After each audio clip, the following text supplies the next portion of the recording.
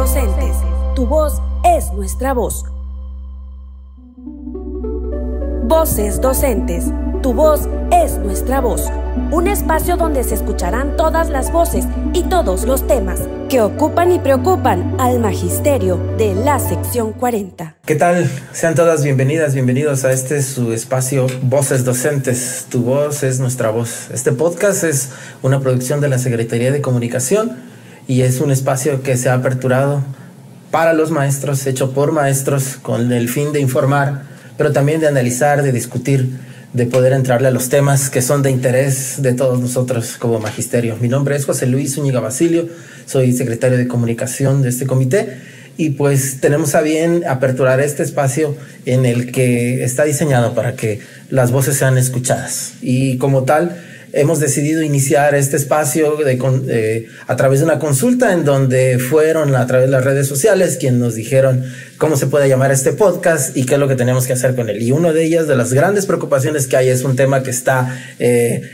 muy actual, que está vigente y que está incluso siendo polémico. Y para tal efecto, hablar de la nueva escuela mexicana y todo lo que conlleva, tenemos una invitada muy especial el día de hoy, la maestra Guadalupe Vázquez Laguna. Bienvenida, maestra Lupita. Gracias. La maestra Lupita es doctora en educación y licenciada en educación primaria, docente de educación básica con más de 25 años de trayectoria académica, asesora técnico-pedagógica del sector y de zona escolar, docente en la Escuela Normal de la Licenciatura en Educación Primaria en Tonalá, Chiapas. Coordina el Grupo Estatal Multigrado Trayecto, Docencia e Investigación de Normales en Chiapas en el diseño curricular de los cursos operativos del Plan de Estudios 2018. Actualmente participa en el codiseño de los nuevos programas operativos del Plan de Estudios 2022 de Normales. Ha escrito narrativas de experiencias educativas en libros colectivos de la revista Educarnos. Participó en el diseño de materiales educativos de los libros de texto de primero y segundo grado como coordinadora de la Mesa del Campo Formativo Lenguajes y actualmente participa en el diseño de materiales educativos de los libros de texto de sexto grado del campo formativo Lenguaje. Es integrante del Consejo Académico Seccional del CENTE en cursos de admisión, promoción horizontal y vertical. Maestra Lupita, bienvenida. Gracias. De nueva cuenta. Y bueno, vamos a iniciar con una pregunta que es base para esto, una pregunta detonadora, y es: ¿qué necesita saber, sí, los maestros, pero también la sociedad? ¿Qué necesitamos conocer acerca de la nueva escuela mexicana? Bueno, pues buenas tardes a todos. Lo primerito que como maestros y quizás como padre de familia tenemos que entender del nuevo Plan Estudios 2022 es que aquí se maneja una integración curricular. Esa parte no la manejaban los programas anteriores. ¿Qué significa la integración curricular? Que hay 5 elementos que están interrelacionadas. El primer elemento son los campos formativos, ¿no? Que tenemos los 7 ejes articuladores y estos a su vez están articulados con el trabajo interdisciplinario. Es decir, que ya no se trabaja por asignatura, sino ahora se trabaja por campos, ¿no? Y el otro es la problematización de la realidad y la elaboración de proyectos. Entonces, si nosotros entendemos que hay una integración curricular entre estos 5 elementos, vamos a entender que la cuestión pedagógica y didáctica de nuestro quehacer tendrá que ser modificado. La otra es la autonomía profesional que se nos da, que es la forma inédita que por primera vez nos dan a los docentes al trabajar por problemáticas reales. También hace que nosotros podamos codiseñar contenidos que sean necesarios para trabajar en las escuelas y en las aulas, ¿no? También pone al centro a la comunidad como el núcleo integrador de todos los procesos de enseñanza-aprendizaje. No es que no esté el niño ahí, claro que sí, porque algunos dicen es que ya no pone al centro al niño, claro que sí, solo que lo pone dentro de su comunidad, ¿no? Porque el niño no está aislado. Entonces, la comunidad, esta parte común, es la que de alguna forma integra todos los procesos de enseñanza-aprendizaje. El otro aspecto es el derecho humano a la educación, porque este programa es desde un enfoque humanista, ¿no? A diferencia de los demás programas que eran más de competencia o competencial, este es desde un enfoque humanista. Entonces, esos son elementos que el maestro y el padre de familia tienen que entender por el cambio de currícula que hay. Ok, maestra, muchas gracias. Pues, sin duda esto es innovador, es un cambio de fondo del sistema educativo mexicano. y que sí trasciende y que sí, obviamente está tocando fibras sensibles en mucha parte de la sociedad.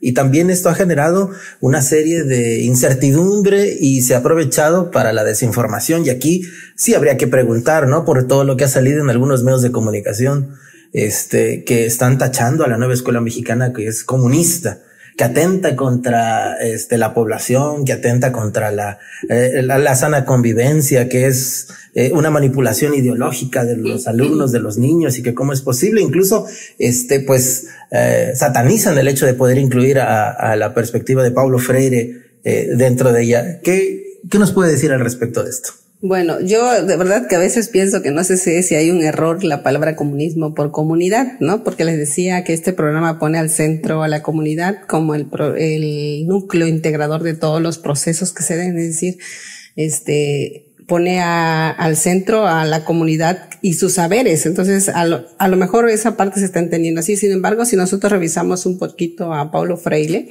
por ejemplo, nos habla que el maestro, su quehacer no termina con la geografía y las matemáticas, sino su quehacer va más allá, ve las desigualdades sociales, o sea, la discriminación. Nos habla de la pregunta, por ejemplo, que nosotros a veces estamos muy preocupados por la respuesta. Incluso en el mismo plan de estudio hace una pregunta que si no es esencial que la escuela vincule los saberes escolares con los saberes de la comunidad. Entonces, vínculo que le da quizás Paulo Freire al programa es porque empecemos a retomar aquellos problemas sociales, económicos, políticos que hay en la sociedad, porque la escuela ya no está funcionando como tal.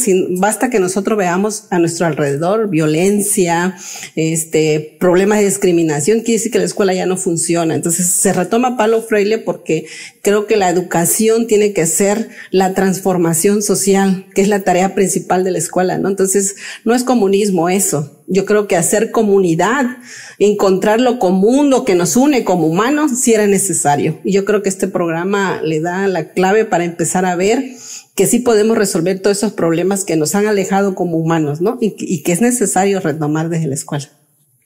Claro, creo que cualquiera que haya estudiado educación tiene elementos para poder decir que Paulo Freire de lo que habla es precisamente de una educación emancipadora, distinta, porque esto es diametralmente opuesto a todos los modelos educativos que hemos tenido con antelación, ¿no? Hablar del plan de estudios anterior que decía que todo iba a ser a nivel de competencia y todo te estaba preparando laboralmente para ser mano de obra barata o calificada, pues esto ahora es un cambio radical de fondo en donde realmente se está apostando por una educación humanista para que el sujeto que se ha formado sea un sujeto socialmente responsable, que sea solidario, que sea humano, que se preocupe por el otro, y es precisamente en el ámbito de la comunidad. Entonces, por eso, híjole, pues escuchar tantas cosas que dicen allá afuera gente que ni siquiera se ha preparado, que no es ni maestro, que no tiene la menor formación, y tachar de comunista sí es algo, pues, que sí deja mucho que desear, ¿no? Se ve de dónde viene, pero esto también ha generado una serie de cosas que es preocupante, porque es la siguiente pregunta que quiero hacerle. Veo que aquí tiene los libros de texto y que es importante poder hablar de ellos. Se ha generado una gran polémica alrededor de esto, desde que cuál es el proceso de construcción, que si no se le consultó a los maestros, que no se le consultó a los padres de familia, que quién los edita, y quién los imprime, que no hay contenidos, que tiene muchos errores. ¿Qué nos puede decir alrededor de eso, maestra? Bueno, primeramente quisiera yo comentar cómo fue el proceso, ¿no? Porque yo participé en los dos procesos. Hay un primer proceso en el 2021 a través de una convocatoria. La convocatoria fue abierta y pública. Y quiero comentar que ahí, en la misma convocatoria, invitaba a padres de familia, a docentes, a investigadores, académicos, o sea, era muy abierta. Cualquiera podía participar, tanto ahí que yo conocí maestros ya jubilados o de otras áreas que estaban participando, ¿no? Incluso de otros países, como Sergio Tobón estaba ahí, él no es mexicano, pero como era abierta la convocatoria, pues todo el mundo pudo participar, ¿no? Entonces, la convocatoria fue abierta, de cierto, hubo un proceso de selección, nosotros tuvimos que meter un currículum y un ensayo precisamente sobre la importancia de los libros de texto, y una vez ya participamos ahí, hubo todo un proceso en el cual tuvimos un coordinador, sí nos dieron contenidos del programa sintético, que es el programa nacional, y a partir de ello nosotros nos teníamos que situar en nuestra escuela, es decir, en mi contexto. Yo en este caso me situé en la ciudad de Tonalá, donde yo soy, y a partir de ahí teníamos que diseñar un proyecto situado sobre problemáticas reales. Entonces, ya después estos eran revisados y analizados, tanto en equipo como posteriormente invitaron a algunos expertos. En el caso mío de lenguaje, pues había especialistas en lenguaje, en lengua indígena, había especialistas en arte, porque pertenece también al mismo tipo de campo formativo. Y ellos ya revisaban, criticaban, incluso hacían sugerencia de esto no está bien o esto debería ir acá, en la cuestión didáctica, porque a veces el lenguaje era demasiado alto para un niño del grado. Entonces, toda esta revisión sí se hizo. Y antes de esto, también a nosotros nos acompañaron expertos en cada una de las materias, dependiendo del campo formativo en el que estábamos, y fueron meses de preparación. La verdad, fue un trabajo muy arduo, no fue algo improvisado. Y yo no sé por qué dicen que no participamos los maestros o los padres de familia. De verdad que participó el que quiso participar.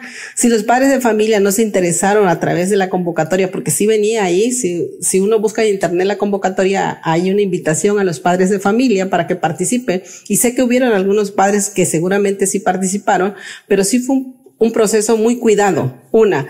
Y segundo lugar, se provocó llevar a cabo el enfoque, ¿no? El enfoque de los programas, ¿no? Que es poner a la comunidad. En el caso mío fue un proyecto comunitario. Nosotros manejamos 3 tipos de proyecto, de aula, escuela y comunidad, porque son los escenarios en donde se va a aplicar cada uno de esos conocimientos. Y no es cierto que no haya contenido, solo que el contenido es interdisciplinar. Es decir, nosotros cuando creamos el proyecto, desde el campo formativo, por ejemplo, el de lenguaje, veíamos cómo relacionar arte, lengua indígena, ¿no? Entonces yo, por ejemplo, en mi proyecto incluso pongo ahí, porque yo trabajo un poco lo de la carta, que por ejemplo el audio es uno de las formas como se comunican las personas que tienen problemas, por ejemplo, visuales, ¿no? Y entonces, también tomamos esta parte de cómo apoyar en la cuestión de donde hay barreras de aprendizaje. Es decir, no fue un proceso, la verdad, improvisado, sino muy cuidado. Yo creo que muy cuidado. Y la mayoría de los que participamos somos docentes de mucha trayectoria y hubo una selección para ello. Entonces yo no creo que piensen que por esta vez que los maestros hicimos los libros de texto estén mal, cuando alguien lo hacía atrás del escritorio estaba bien, ¿no? Entonces por eso algunas frases que el doctor Max Arriaga comenta de menos, más territorio y menos escritorio, ¿no? Es decir, teníamos que llegar a los docentes, y esto pasó también hace muchísimos años cuando se iniciaron los libros de texto, que se invitó igual a académicos a elaborarlos, y también hubo la misma problemática que ahorita. Es decir, cada vez que se hace una innovación y cuando algo se desconoce, normalmente lo que se hace es arrebatar contra ello, hacer prejuicios, pero es el mismo desconocimiento, ¿no? Pero yo creo que sí fue un proceso muy cuidado, muy didáctico, muy pedagógico, y la principal función es lograr los aprendizajes de los niños, pero también la transformación de su medio donde vive el niño, ¿no? O la niña. Sin duda alguna, maestra, creo que este tema de los libros desde 1959 con Jaime Torres Bodet, que empieza esta dinámica del libro de texto gratuito, ha generado polémica. Y históricamente los que hemos trabajado en educación sabemos que no hay un solo libro que sea perfecto y que no contenga ni un solo error. Eso es una mentira, porque lo pueden manejar allá afuera cualquiera que no conoce del medio, pero nosotros que somos maestros cotidianamente encontramos errores y no estamos satanizando pues al libro. Pues somos humanos y además entendemos que los procesos son perfectibles, y en este caso no es la excepción. No es que digamos que sea perfecto el material, pero tampoco es como nos lo están queriendo vender los medios de comunicación, que de alguna manera han visto afectados sus intereses ahí con este tema de los libros. Y aquí hay algo bien importante que poder comentar, porque hablando de este tema, el incluir el tema de la educación sexual es algo importante, ¿no lo es? ¿Cómo considera usted? Ya que ahorita uno de los argumentos es de que se está insertando la ideología de género al interior de los libros de texto, y que se está manipulando y que se les está llevando por un camino incorrecto a las infancias, pensando en que los van a meter en esta dinámica de aceptación de una ideología al interior. Grupos enteros de varios sectores de la población se han manifestado, hasta han iniciado una campaña de decir: rechazamos los libros, no queremos los libros. ¿Qué nos puede decir al respecto, maestra? Bueno, miren, todo lo que se puso en los libros de texto tiene una fundamentación, incluso filosófica, ¿no? Yo quisiera leer textualmente lo que dice el artículo 3. Toda persona tiene derecho a la educación del Estado, Federación, Estados, Ciudad de México y municipio. Impartirá y garantizará la educación inicial, preescolar, primaria, secundaria, media superior y superior. Los planes y programas de estudios tendrán perspectiva de género y una orientación integral. Además, será democrático, nacional, contribuirá a la convivencia humana, equitativo, inclusivo, intercultural, integral y de excelencia. La educación se basará en el respeto irrestricto de la dignidad de las personas con un enfoque de derechos humanos y de igualdad sustantiva. Si vemos el mismo artículo 3 nos dice que los libros tendrán perspectiva de género, es decir, no se está violentando, al contrario, se está haciendo valer un derecho, ¿no? Que viene en el artículo 3. Entonces, nosotros, las problemáticas que existen actualmente, sociales, económicas, políticas o culturales, si no se ponen ahí, si no se visibilizan, ¿cómo se van a solucionar? No es escondiendo ni haciéndolo tabú los temas, sino lo contrario, es ponerlos en la mesa, y a partir de ponerlos en la mesa, el análisis lo tienen que hacer los niños, la misma escuela, los maestros, para que podamos no solo visibilizar y, de ser posible, poder solucionar, porque no podemos acabar con este problema de discriminación si nosotros no hablamos del tema, ¿no? Yo quisiera poner un ejemplo en práctica, porque yo lo puse en 6º grado, donde yo doy clases, una situación de una persona que mató a su esposa, y fue una noticia que corrió muy fuerte ahí en mi comunidad, y seguramente quienes me escuchan saben a qué me refiero. Y mis alumnos todos los niños estaban como muy, maestra, ¿sabe lo que pasó? Mire que la mataron. Y bueno, estas cuestiones, entonces yo estaba trabajando 3 ejes articuladores en mi proyecto, ¿no? Lo cual agradezco a mi directora, porque yo, como estaba en el diseño del libro de texto, pues quería llevar algunas cosas a la práctica. Y entonces, en esta cuestión del pensamiento crítico y de igualdad de género, llevé esta noticia. Y me sorprendió, la verdad, así como había niños que repiten lo que los padres dicen, como la mató por infiel, por ejemplo, habían niños que también decían, pero el ser infiel no te da derecho a quitarle la vida a alguien, ¿no? Pero más allá de ese análisis, ver niños que, por ejemplo, decían, maestra, yo sé por qué la mató. Y decían, ¿por qué? Le digo, por machismo. Y le decía, bueno, ¿y qué es el machismo, no? Y entonces ellos empezaban a hablar el hecho de cómo el hombre a veces se siente con derecho de ser dueño de la mujer o de la vida de alguien, ¿no? Y sale otra niña y me dice, maestra, pero aparte del machismo también fue un problema de ira, dice, ¿no? Entonces, manejo de la ira. Y la verdad, ese día yo creo que yo aprendí más de ellos que ellos de mí. Me di cuenta que la única forma de desarrollar ese pensamiento crítico de los niños y esa igualdad de género es visibilizándose esas problemáticas, interpelándolas, ¿no? Entonces, yo creo que poner esos problemas, empezar a trabajar con los problemas, es lo que tenemos que hacer ahora. Significa un cambio muy drástico para el maestro, ciertamente, porque estamos acostumbrados a trabajar contenido. Nos volvimos operadores de programas, de libros de texto. Entonces, ahorita nos está exigiendo cierta creatividad, cierta innovación en nuestro trabajo. Empezar a trabajar por problemas, llevarlos a las aulas, hacer posible que los niños analicen más allá del simple contenido. Va a costar, yo lo sé, y quizás eso ha provocado un poco de rechazo, ¿no? Pero por eso los libros de texto ya no son ejercicios o actividades como llenábamos antes los libros, sino que ahora son proyectos, y la metodología de proyectos lleva una metodología en la que el conocimiento no lo tiene solo el maestro, es decir, estamos acostumbrados a ser muy expositivos y a enseñar, y en un proyecto no, trabajamos todos con los niños y juntos investigamos para poder resolver esas problemáticas, ¿no? Entonces es una metodología totalmente diferente, pero que yo creo que va a formar ciudadanos más críticos, más igualitarios, más democráticos, y en una sociedad que la verdad sí merece ser transformada. Claro, sin duda alguna, creo que el reto como sociedad es lo que está sacudiéndonos de fondo, porque creo que por un lado, como pueblo, como sociedad, hemos dejado que eduque a nuestros hijos los medios de comunicación, que lo eduque un dispositivo electrónico, y queremos que la escuela también eduque, y la parte de educar, eso corresponde a casa.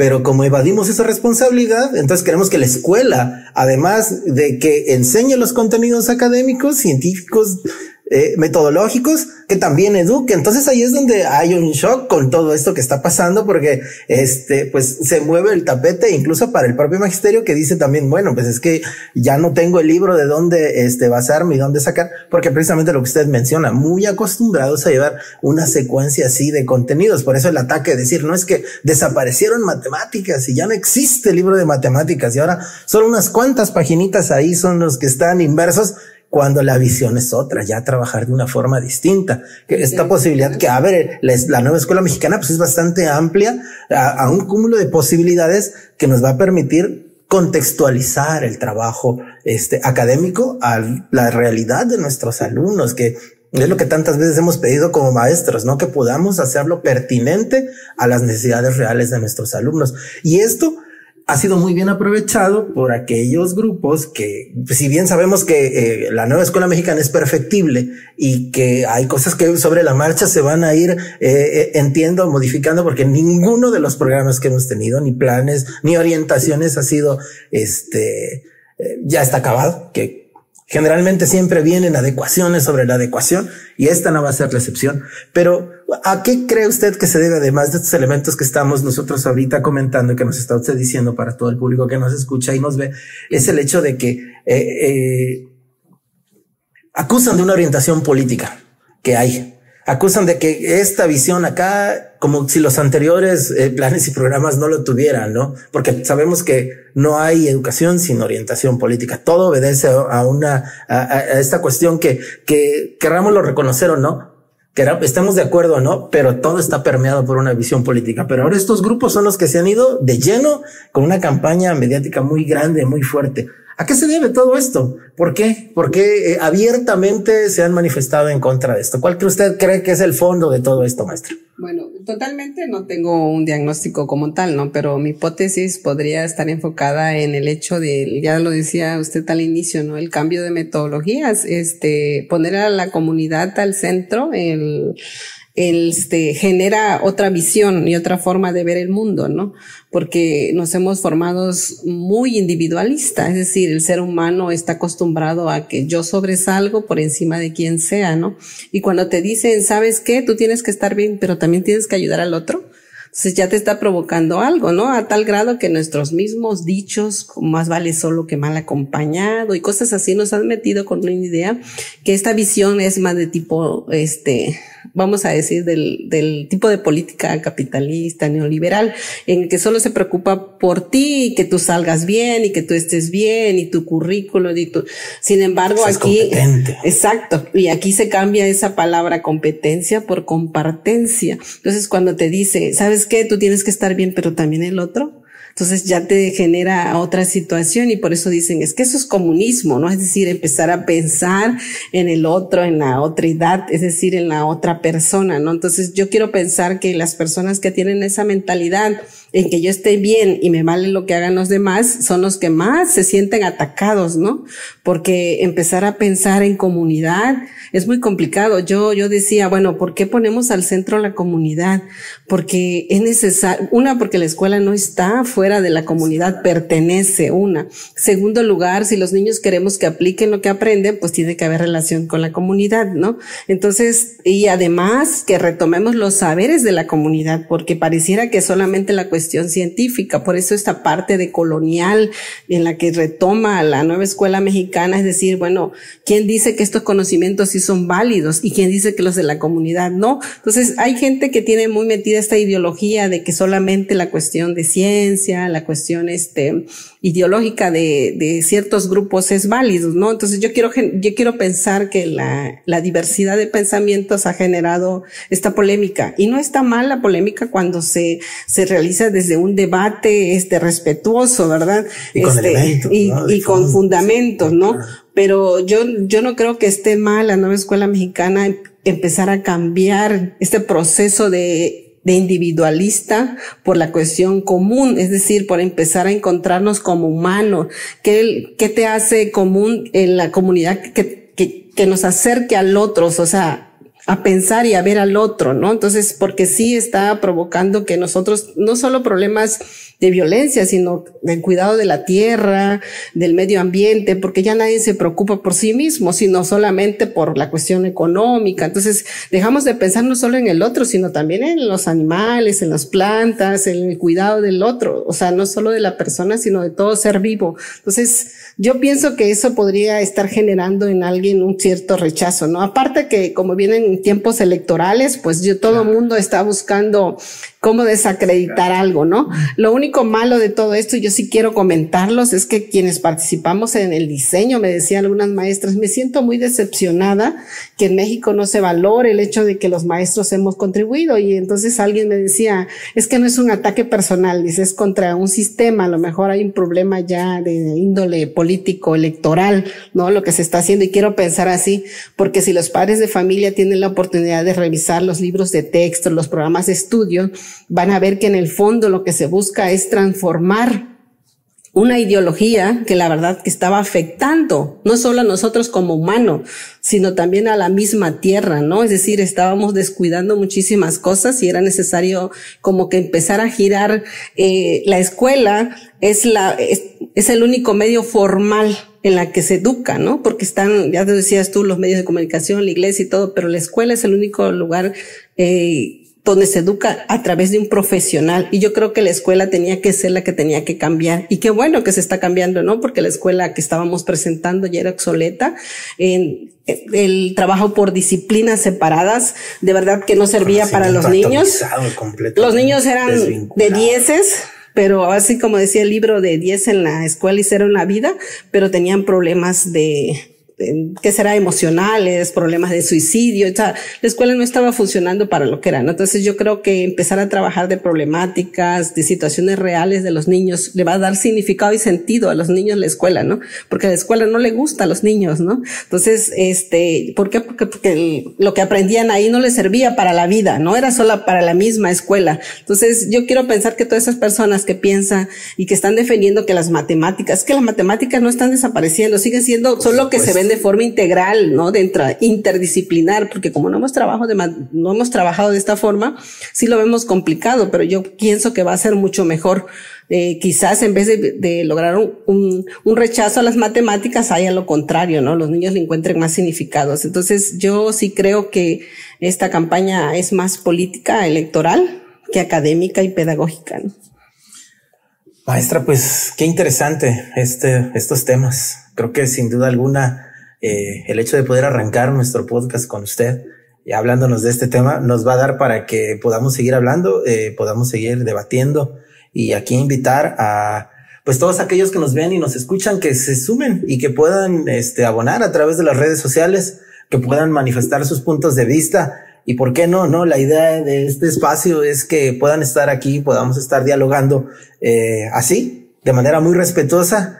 Seguramente van a haber puntos en los que no habremos estar de acuerdo, pero luego se trata esto, pues, de aperturar el espacio para poder abrir, de debatir con elementos en el respeto, porque al final de cuentas es lo que estamos buscando como magisterio, generar una nueva dinámica, una nueva inercia y una nueva percepción del propio maestro al interior y también del maestro hacia afuera.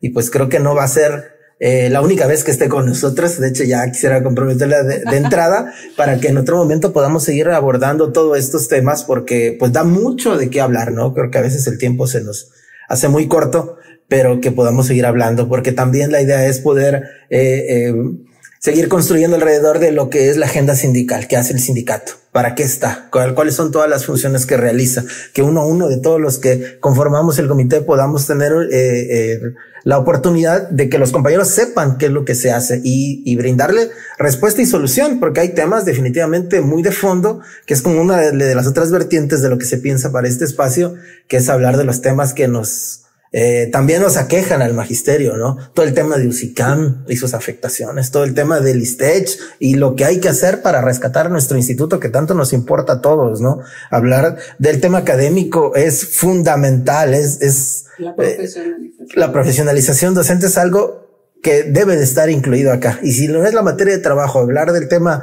pedagógico académico, pues definitivamente estamos desvinculados de lo que es la labor docente. Tenemos que hablar de estos temas, y qué bueno que está usted acá, y pues ojalá que también en la parte cultural que estamos pensando promover en este espacio, pues que con usted, que también se dedica a que es creadora literaria y que lee poemas, pues que también pueda tener un espacio acá, ¿no? En sus poemas cortos, que también ya, pues, insisto, va a dar mucho de qué es lo que podamos hacer en este espacio, maestra Lupita. Agradecerle.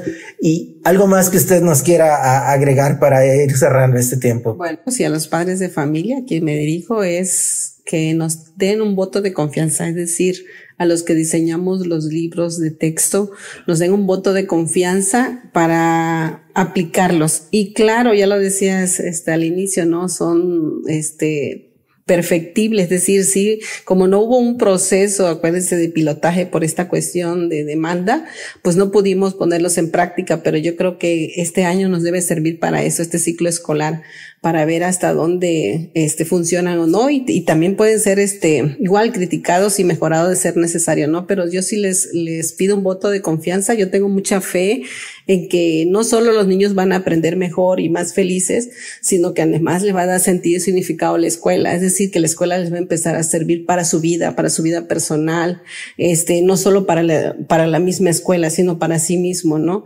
Entonces, a los maestros, pues yo sé que tenemos un gran reto, maestros. Hay que ser mucho más creativos, más innovadores, porque los libros de texto no hay una secuencia articulada. Son son proyectos en los que nosotros diseñamos a partir de una problemática, situando en nuestro contexto, lo que hace que esté contextualizado en todo el país, pero que es el programa analítico que ustedes construyan en sus escuelas, es lo que va a dar el orden, ¿no?, a la secuencia. Es decir, seguramente muchos de esos proyectos les van a servir y puede ser que algunos no. Es decir, no tienen que tomarlos en orden secuencial, va a depender de la problemática que manejan uno. En segundo, con la cuestión del proceso de alfabetización, de verdad, maestros, los libros de texto nunca nos han servido para alfabetizar.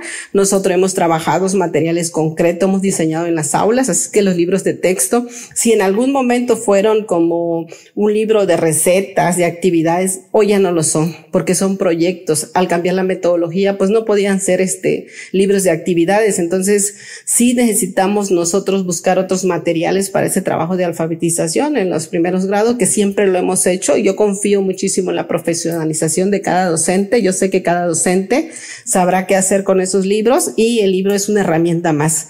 No es la guía, no es el que nos dice lo que vamos a trabajar, sino que va a ser su programa analítico, maestro, el que le va a dar el orden a su trabajo, y el libro es una herramienta más, como la biblioteca de aula y como otros materiales que sí hemos construido, ¿no? Gracias, maestra. Cambiamos el enfoque de centrados en el libro a centrados en el problema real, en la comunidad, en el contexto, y esa es una herramienta más de trabajo para el maestro. Muchísimas gracias, maestra. La verdad, gracias, un placer contar con usted. Y pues agradecerles a todos quienes nos ven, nos escuchan, y no dejen de seguir este espacio. Habremos seguido hablando en siguientes emisiones de otros temas de relevancia. Los invitamos en las redes sociales para que puedan enviarnos los temas que quieran que aquí se aborden, que se discutan. Y pues agradecerle a los compañeros que en la parte técnica que nos están acompañando, el compañero Carlos Aguilar, Josué Vázquez, Estel Montoya. Gracias a ustedes, compañeros del equipo de comunicación, y gracias a todos ustedes por su compañía en este tiempo. Voces Docentes. Tu voz es nuestra voz. Un espacio donde se escucharán todas las voces y todos los temas que ocupan y preocupan al magisterio de la sección 40. Voces Docentes. Tu voz es nuestra voz.